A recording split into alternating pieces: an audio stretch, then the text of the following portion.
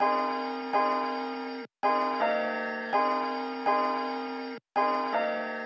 grew up with Trick Daddy, I grew up with 2 Live Crew, and I mean, that's something interesting to say. I mean, here I am in a church right now, right? I'm about to perform at this event, which is like it's like a youth, outreach. It's ministry, it's fun, it's concert.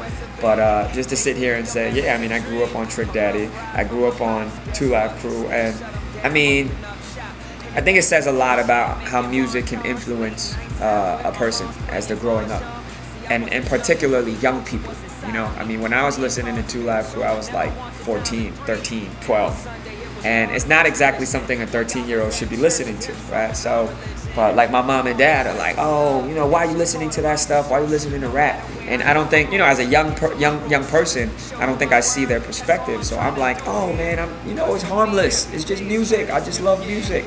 But now as an adult and also as a parent, I'm like, wow, I kind of understand and I can see from their perspective too. But yeah, I mean, to answer your personal question about what kind of music I listen to, I mean, from a kid till now, I listen to everything, and I love listening to everything, like just even beyond just hip hop and rap. I'm a big R&B guy. I love R&B, more kind of 90s, late 90s, early 2000s, maybe even R&B. I mean, yeah, you have the guys now like the Neo and Trey Songz and all these guys. I mean, Usher is still active now, but Usher is actually from my high school days. He was already Usher, right? So Usher is definitely a veteran. But like Boyz II Men, New Edition, Jagged Edge. Yeah, I'm a big R&B guy. So when Clef said that's it, I ain't hesitate to write it.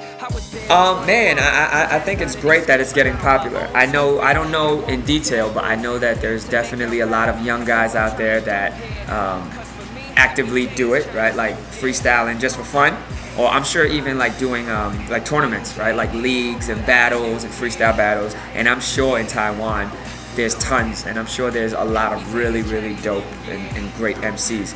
Unfortunately for me is, I don't understand Taiwanese, I understand Mandarin, and it makes it hard for me to really be able to connect. But even though I can't connect with it, I still can appreciate that they want to keep that culture and keep that sport alive. It's not advice, but I mean, my suggestion is just, yeah, just, kind of, what is it? Just embrace it, right? Embrace the culture, embrace the art. That's the beauty of it. It's so open to anybody that wants to do it, can do it. There's no right, there's no wrong. It's kind of whatever you make it to be, right? Some people like, oh, freestyling is the only way. You cannot do written raps. Some people are like, oh no, writing is the same thing, but there's no right or wrong way. Whatever you want to bring to the table, bring to the table. Every day is Chinese New Year.